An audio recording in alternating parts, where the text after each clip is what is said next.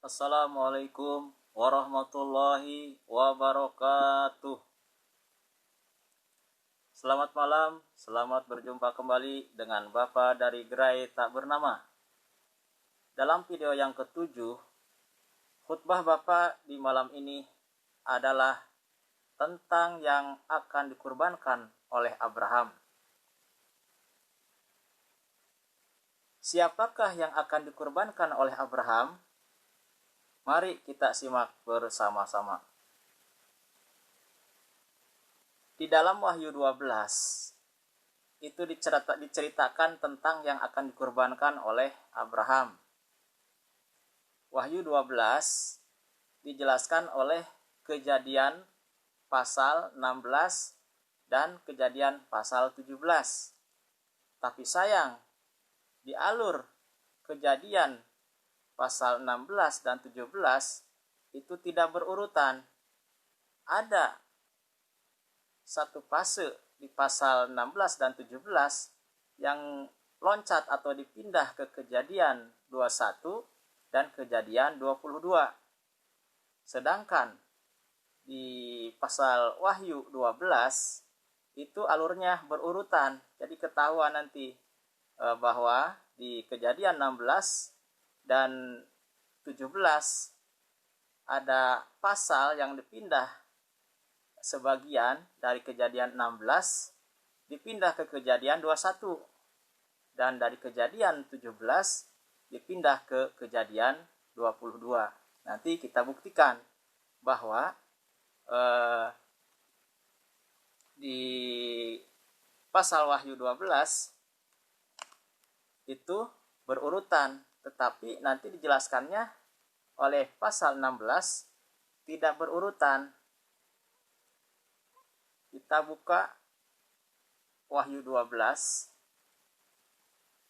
sebentar.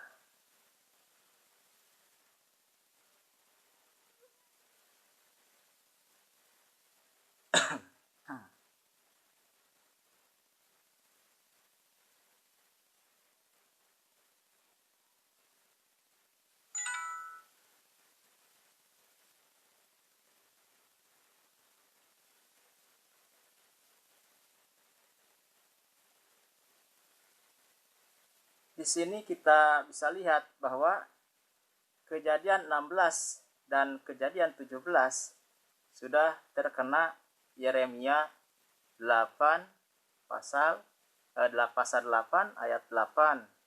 Artinya sudah ditombak. Ismail disebut Yeled atau anak bayi di Kejadian 21 ayat 14. Padahal menurut cerita di Kejadian 21, Ismail itu sudah dewasa atau berumur kira-kira 13 sampai 14 tahun, tetapi masih dianggap seperti anak bayi. Dan lucunya lagi, Ismail diperlakukan seperti anak bayi, yaitu digendong oleh Hagar. Ini kelihatan di pasal Kejadian 21 ayat 14 yang artinya, keesokan harinya pagi-pagi Abraham mengambil roti serta sekirbat air dan memberikannya kepada Hagar. Ia meletakkan itu bersama anaknya di atas bahu Hagar. Kemudian disuruhnyalah perempuan itu pergi. Maka pergilah Hagar dan mengembara di padang gurun Barseba. Di Kejadian 21 ayat 14 disebutkan bahwa Abraham menaruh sekirbat air dan meletakkannya itu beserta anaknya di atas bahu Hagar. Artinya Ismail digendong oleh Hagar. Padahal kan menurut cerita Kejadian 21 itu Ismail sudah dewasa. Tetapi diperlakukan seolah-olah seperti anak bayi. Dan dalam bahasa Ibrani disebut juga Yeled. Yeled itu artinya ya anak bayi yang masih menyusui. Kemudian kita lihat di Wahyu 12. Sebentar. Wahyu 12 ayat 1. Maka nampaklah suatu tanda besar di langit, seorang perempuan berselubungkan matahari dengan bulan di bawah kakinya dan sebuah mahkota besar 12 bintang di atas kepalanya. Yang dimaksud dengan perempuan di sini adalah Hagar. Kenapa saya berkata di sini yang perempuan di sini adalah Hagar? Karena disebutkan bahwa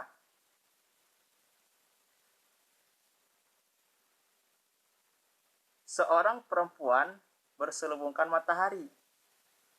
Yang dimaksud dengan matahari ini adalah suaminya. Dengan bulan di bawah kakinya. Ya, bulan, arti bulan itu adalah selir atau madu. Karena biasanya dalam perumpamaan itu kalau istri pertama disebut bumi, istri kedua atau selir disebut madu.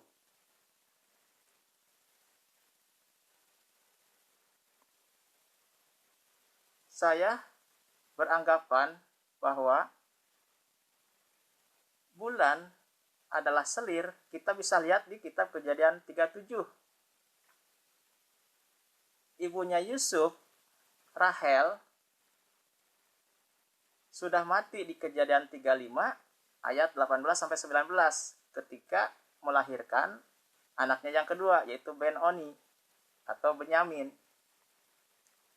Jadi di Kejadian 37 pasal 37 ayat 9,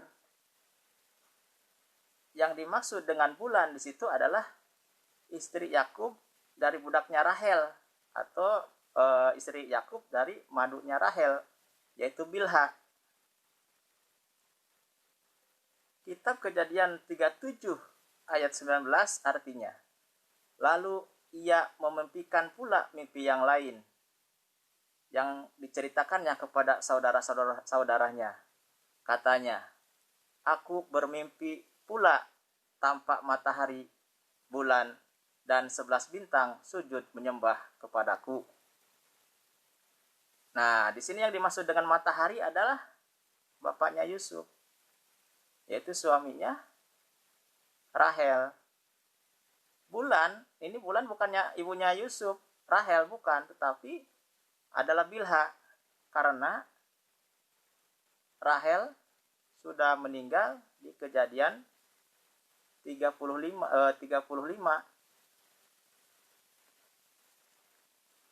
Makanya di perumpamaan bulan itu adalah selir atau madu, bukan istri pertama. Dan di sini tidak mungkin Rahel, karena Rahel sudah meninggal dunia. Jadi di sini artinya adalah Bilha, ibu tirinya Yusuf.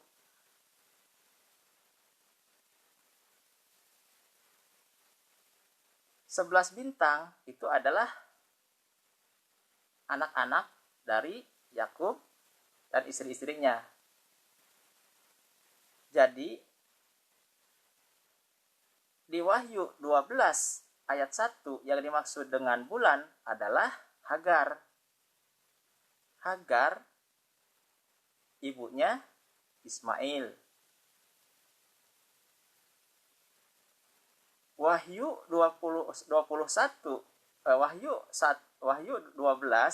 ayat 1 dijelaskan oleh kitab Kejadian 17 ayat 20 bahwa Ismail akan diberkati Allah dan memperanakan 12 raja. Tadi di Wahyu 12 disebutkan bahwa perempuan tersebut memakai mahkota dari 12 bintang di atas kepalanya. Yang maksud dengan 12 bintang itu adalah raja, 12 raja. Dan 12 raja di sini adalah anak-anaknya Ismail, yaitu 12 orang, 12 raja. Bintang itu artinya raja.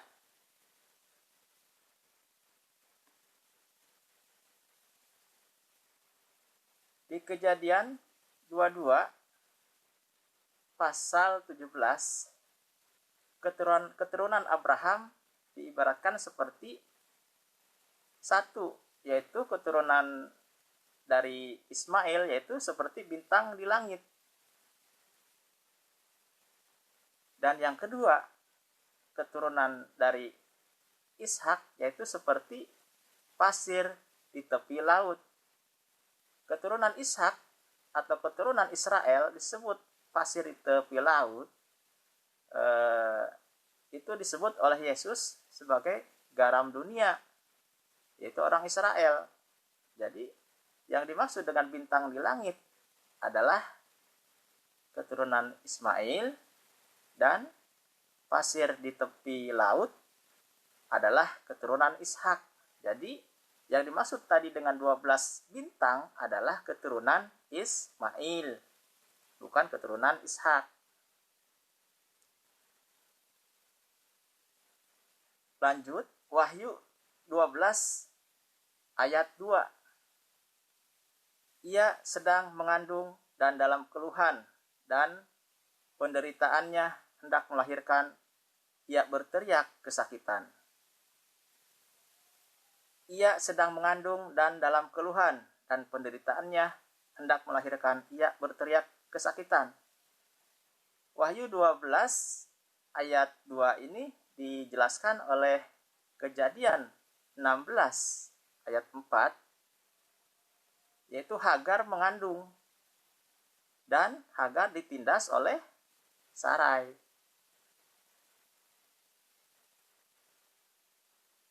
Wahyu 12 ayat 5 artinya, maka ia melahirkan seorang anak laki-laki yang akan menggembalakan semua bangsa dengan gadai besi. Tiba-tiba anaknya itu dirampas dan dibawa lari kepada Allah dan tahtanya. Wahyu 12 ayat 5 dijelaskan oleh Kejadian 16 ayat 15. Hagar melahirkan Ismail. Ismail diminta oleh Allah untuk dikurbankan. Sehingga di Kejadian 17 ayat 18 sampai 19 disebut bahwa Ismail tidak hidup di hadapan Allah. Tidak hidup artinya mati, yaitu dia yang akan dikurbankan. Wahyu 12 ayat 6 artinya, perempuan itu lari ke padang gurun, di mana telah disediakan suatu tempat baginya oleh Allah, supaya ia dipelihara di situ selama 1260 hari atau 3,5 masa. Ini Wahyu 12 ayat 6 dijelaskan oleh Kejadian 16 ayat 6. Sarai lari meninggalkan Hagar. Di Kejadian 16 ayat 7, malaikat bertanya kepada Hagar, Hagar hamba Sarai, dari manakah datangmu dan kemana pergimu? Itu pertanyaan malaikat. Hagar menjawab, aku lari meninggalkan Sarai, nyonyaku. Ini alurnya masih satu alur, belum loncat nih. Wahyu 12 ayat 7 artinya, di sorga terjadi peperangan antara Mikael dan naga besar, si ular tua atau iblis. Kejahatan kalah dengan kebaikan. Naga tua dikalahkan oleh Mikael dan kawan-kawan berkat darah anak domba dan oleh perkataan kesaksian mereka. Yang dimaksud mereka di sini adalah Abraham dan Ismail. Karena mereka tidak mengasihi nyawa mereka sampai ke dalam maut. Artinya Abraham mau mengorbankan Ismail. Wahyu 12 ayat 7 dijelaskan oleh Kejadian 22. Nah, ini baru loncat nih, mulai loncat. Harusnya ini masih di Kejadian 16 penjelasannya. Ini udah ketahuan, loncat ke Kejadian 22 ayat 1 sampai 24. Abraham mengorbankan Ismail, tetapi di situ diganti menjadi Ishak. Dan yang dikorbankan itu bukan Ismail, apalagi Ishak, karena Ishak belum ada, belum lahir sebenarnya di situ. Tetapi diganti dengan seekor domba oleh Allah. Abraham tidak segan-segan untuk mengorbankan Ismail sampai ke dalam maut. Setelah Ismail yang akan dikorbankan oleh Abraham diganti dengan domba, dan yang dikorbankan adalah domba, Abraham kembali bersama Ismail ke Berseba di kediaman Hagar. Nah, ini Berseba ini ada kediaman Hagar dan Ismail. Bukan kembali ke Hebron, ke kediaman Ishak. Jika yang akan dikurbankan di situ adalah Ishak, harusnya kembalinya ke Hebron, bukannya ke Berseba, tempat kediamannya Ismail dan Hagar. Ini jelas di sini. Abraham kembali ke Berseba, bukan ke Hebron. Jadi jelas yang akan dikurbankan di sini adalah Ismail. Wahyu 12 ayat 14 artinya, kepada perempuan itu diberikan sayap dari burung nasar yang besar, supaya ia terbang ke tempat di padang gurun, di mana ia dipelihara jauh dari tempat ular itu selama 3,5 masa. Wahyu 12 ayat 14 jelas banget ini, bahwa kepada perempuan itu diberikan sayap dari burung nasar yang besar, supaya ia terbang. Terbangnya kemana? Ke tempat di padang gurun, di mana ia dipelihara jauh dari tempat ular itu selama 3,5 masa. Ini yang tinggal di padang gurun adalah Hagar dan Ismail di padang gurun Berseba. Adapun yang dimaksud dengan Hagar, arti Hagar dalam bahasa Ibrani itu penerbangan. Ini jelas sekali di sini disebutkan supaya ia terbang ke tempat di padang gurun. Dan nama Hagar dalam Ibraninya adalah penerbangan. Jelas sekali, cocok ini. Diberikan sayap dari burung nasar. Ini sebagai nubuat keturunan Ismail yang akan menggembalakan segala bangsa, yaitu Nabi Muhammad SAW, yang di Wahyu 4 diibaratkan seperti burung nasar yang sedang terbang. Burung nasar yang sedang terbang di sini, kita ingat bahwa Nabi Muhammad di-Isra Mi'rajkan oleh Allah dengan burung surga yang namanya yaitu Borak, yang terbangnya secepat kilat. Nah, ini nih nubuatannya di sini ketahuan. Kepada perempuan itu diberikan sayap dari burung nasar yang besar supaya ia terbang. Ini diberikan burung nasar ini ya cocok dengan Isra Mi'raj Nabi Muhammad yang memakai burung dari surga yaitu Borak. Wahyu 12 ayat 14 dijelaskan oleh Kejadian 21 ayat 14. Hagar pergi dan mengembara di padang gurun Berseba. Terbang di situ di Wahyu 12 ayat 14 disebut terbang, supaya ia terbang ke tempat di padang gurun, yaitu dijelaskan oleh Kejadian 21 ayat 14. Hagar pergi dan mengembara di padang gurun Berseba. Selanjutnya, Wahyu 12 ayat 15. Ular tua menyeburkan dari mulutnya air untuk menghanyutkan perempuan itu, tetapi bumi menolongnya dan menelan air yang disemburkan naga itu. Wahyu 12 ayat 15 dijelaskan oleh Kejadian 21 ayat 15 sampai 21. Persediaan air minum Hagar dan Ismail habis.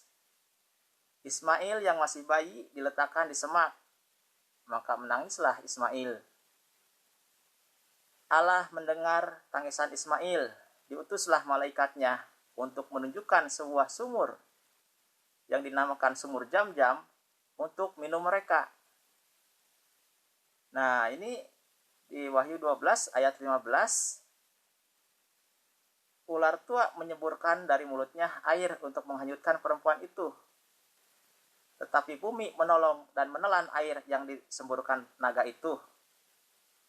Menelan air yang disemburkan oleh naga itu. Jadi Kejadian 21 ayat 15 sampai 21 menjelaskan bahwa Hagar ditunjukkan oleh malaikat sebuah sumur yang dinamakan sumur Jam-Jam. Ini sumur Jam-Jam ini